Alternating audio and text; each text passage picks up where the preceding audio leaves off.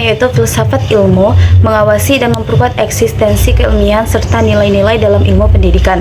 Filsafat ilmu dalam memperkuat eksistensinya menelaah tentang hakikat ilmu, apa yang membuat suatu pengetahuan disebut ilmiah. Karl Popper mempopulerkan demarkasi problem, di mana dalam dunia pendidikan perlu mengawasi masalah agar yang diajarkan memang memenuhi kriteria keilmuan secara rasional, empiris, dan bisa diuji.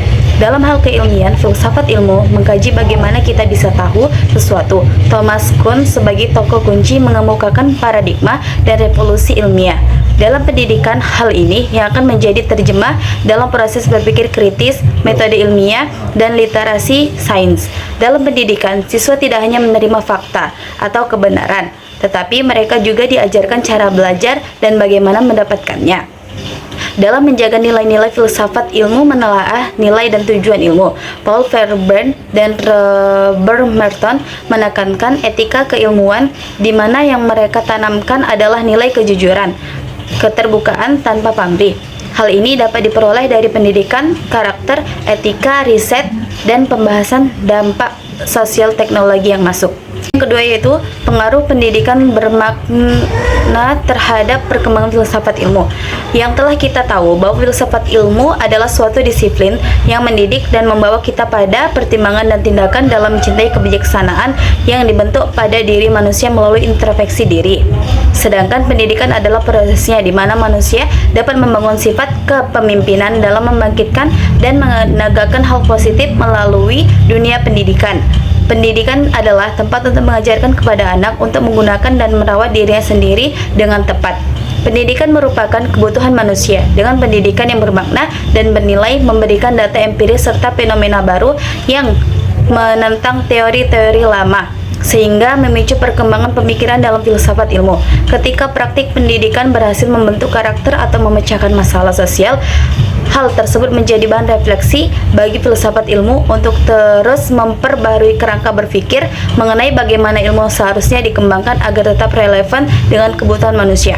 Hubungan timbal balik ini memastikan filsafat ilmu tidak bersifat statis dan tetap berpijak pada realitas kemanusiaan. Yang ketiga, filsafat ilmu sebagai pisau analisis masalah pendidikan.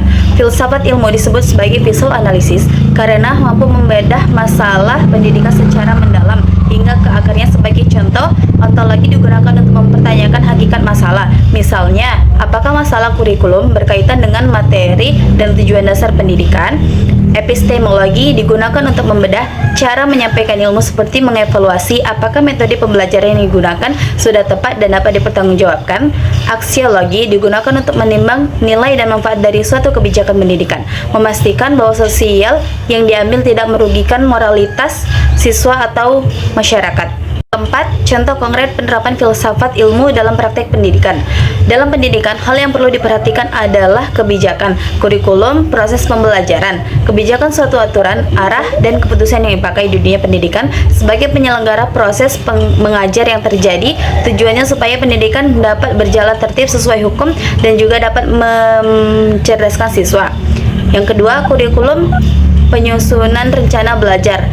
Mengimplementasikan kurikulum berdasarkan kurikulum Merdeka Belajar harus sesuai dengan kurikulum yang berlaku, bertujuan mengarahkan siswa memiliki karakter yang memiliki nilai etika dan moral di atas sekedar perolehan nilai akademiknya.